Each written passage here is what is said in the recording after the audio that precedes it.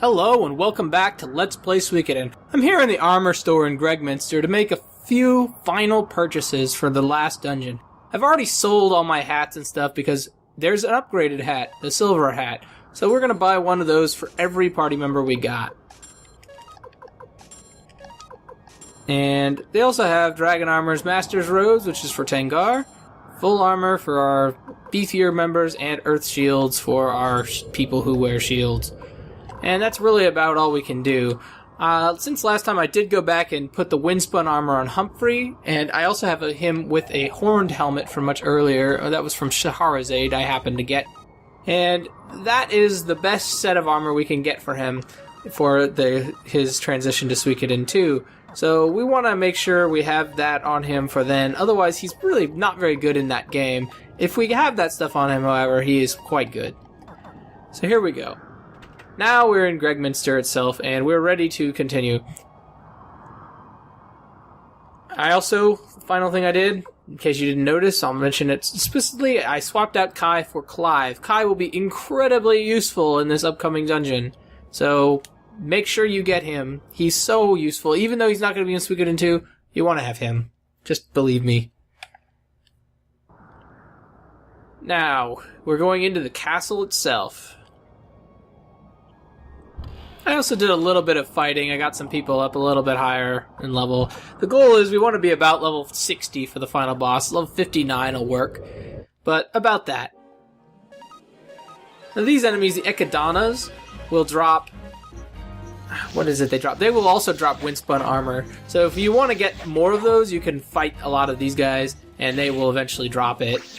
I don't really care, but it's there. If you want. Now, the balloon status. Now, I got that just now, and I don't have any way of curing it. However, I'm not worried about it. The only thing it does is it'll give you a balloon over your head, and if you get 3 balloons, that means that basically you're, like, permanently out of the battle. It's a way the game has to basically say, hey, you should really, like, cure that, or else you'll just be permanently... It's like being permanently KO'd, and it's not really very threatening. You have to have 3 of them in order for it to do anything.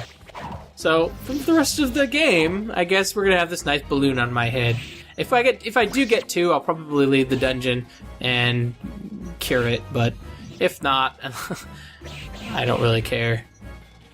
Now, this is the reason we wanted Kai. We'll be fighting a lot of these groups of Imperial Guards along the way to the final boss. And they will always come in groups of 4 or 5, and so using the Unite Attack will nearly kill them each time. A Unite Attack plus a Storm will always kill them, and they never respawn. They're fixed encounters, much like in Grady's Manor, so it's not such a big deal.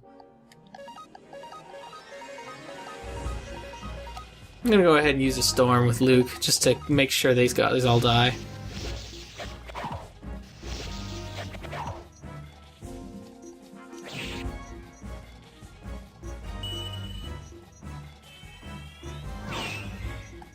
Cool.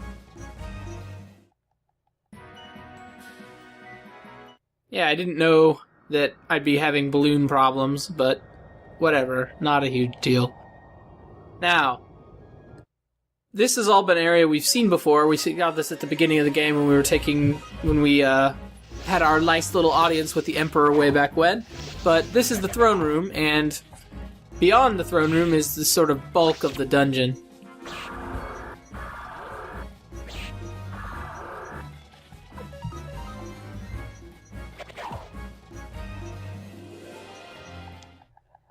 Okay. We're nearly all level 59 with everybody. That's good. Let's head up here. And this is going to start the gauntlet. And we're going to have to fight a lot of these guards. And pretty soon I'm going to cut away to just fight them all myself, because I don't want you guys to have to sit through all that.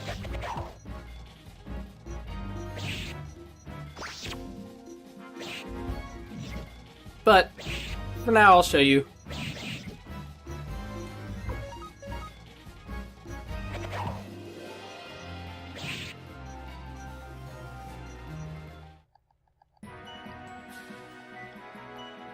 I got a Mega Medicine.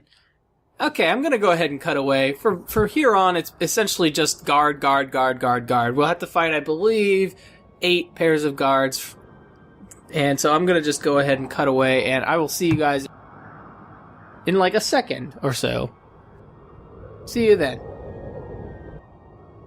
Okay, we're back, and just to show you how many guys I killed, every single one of these rooms had guards in it.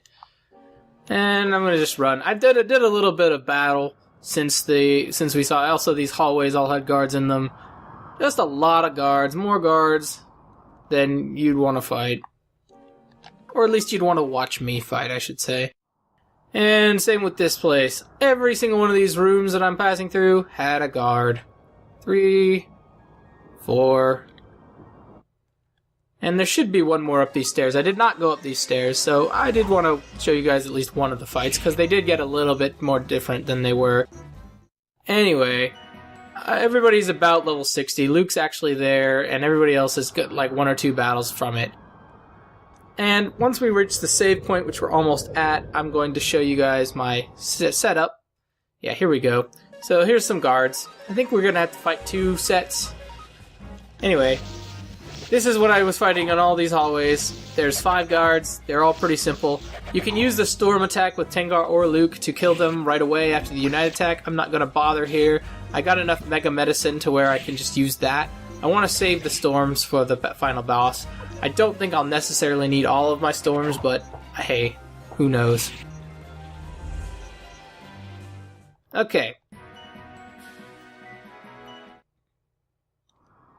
And that room is nothing? No. There's something up there. Well, we'll go up there in a minute. Up here, in here is what we want, the treasure chest. And the treasure chest has a horned helmet, which, if you didn't get one in Shahrazad, I would recommend going to give it to Humphrey, actually, but I did. And only if you're going to Suikoden 2.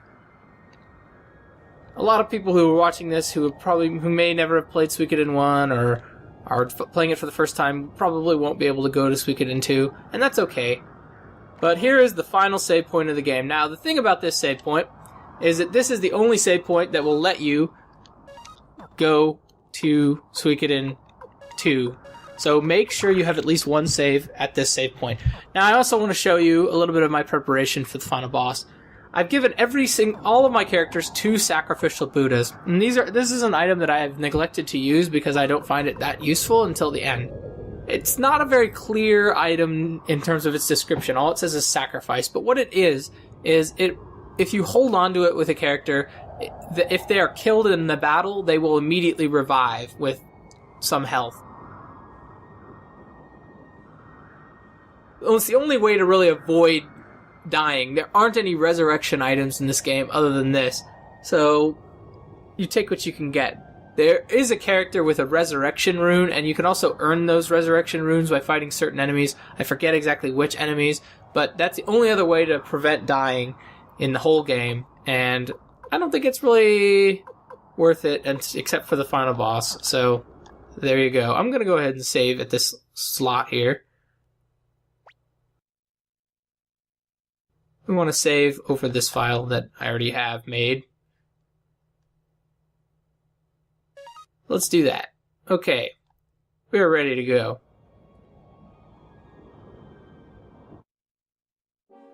Yeah, we don't need to fight anymore. I believe there should be one more set of guards. Or maybe not. Well, let's fight these guys. Why not? Maybe we'll get level 60. With 1 or 2 people. We're really ready to fight the guy now, but...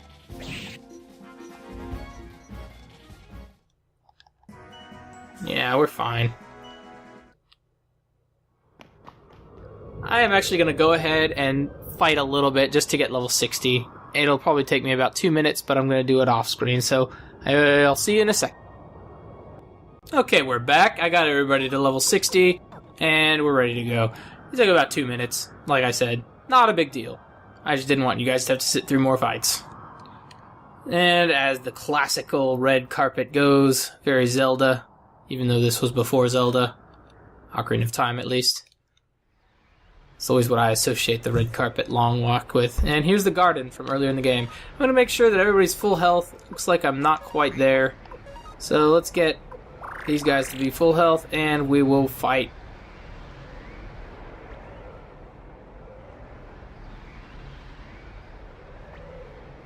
Good old guy. He doesn't seem like such a bad guy. He seems like he's just been misled, you know? It's all that remains of my empire. I shall protect my empire with my own hands. Okay.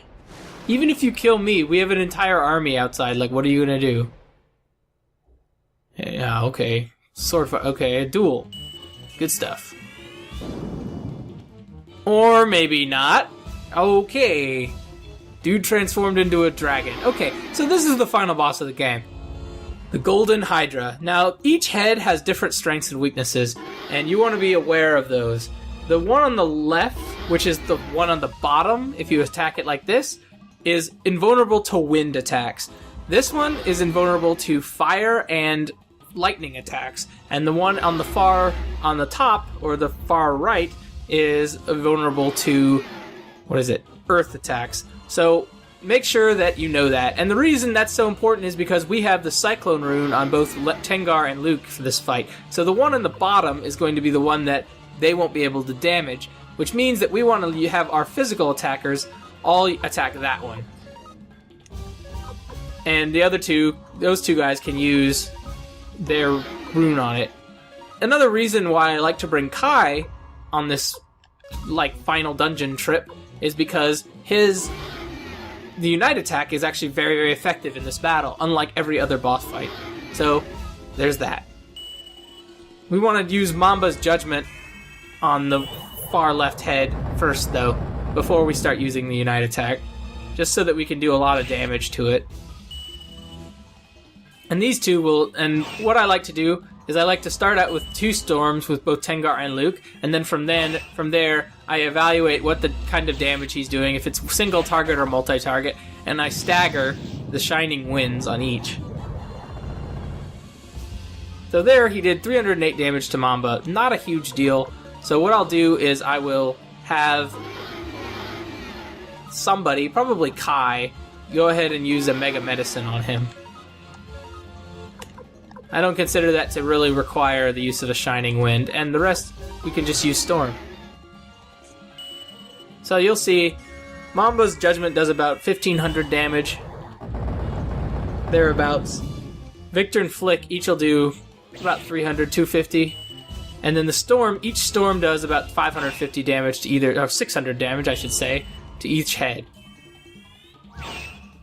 Yeah. So average that out, about 600 damage to each head, and Victor can use double beat. So that's going to be essentially our strategy here. And now that he's using a multi-target attack that did a ton of damage, we want to use, this time I'm using my Unite attack, we want to use Shining Wind with either Tengar or Luke, one or the other. You don't want to use it with both, because otherwise it'll just be wasted.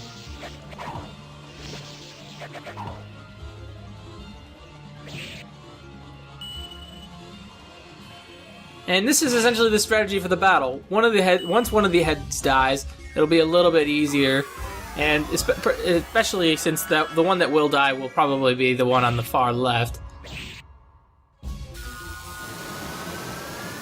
And they can use all the very most powerful spells, as you'd hope, from a final boss. I'm going to go ahead and use my Judgment. This might finish off that head. Maybe not, but the heads have a lot of health, so bear that in mind. This time we're going to have her use Storm and Luke use Shining Wind.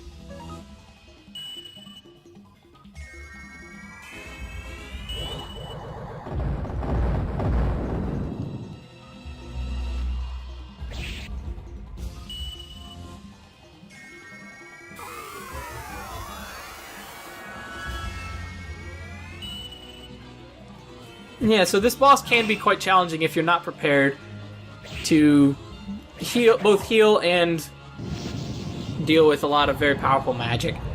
This is probably my favorite of his attacks because it's just a single target that isn't all that effective. We'll just have Flick use an item here because Flick is probably our weakest guy in this battle. We don't need to use the Shining Wind move.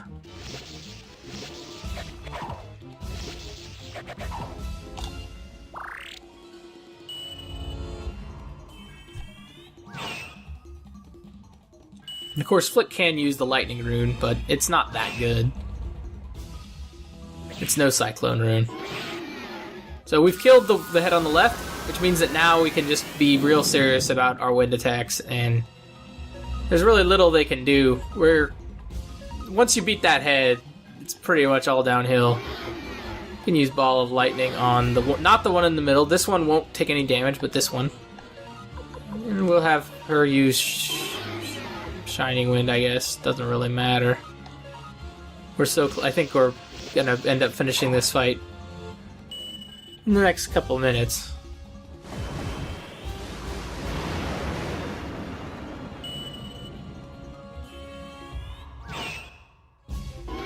Yep, so we killed that head.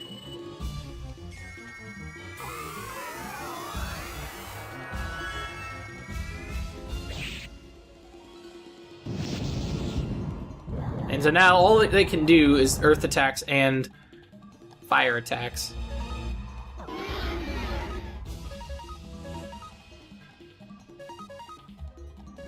So we'll just continue that business. We'll use the shredding with her, and we'll use Shining Wind on Luke, because we have plenty of them now, so.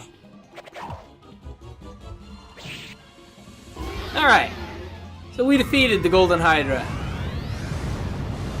The last stand of Barbarossa.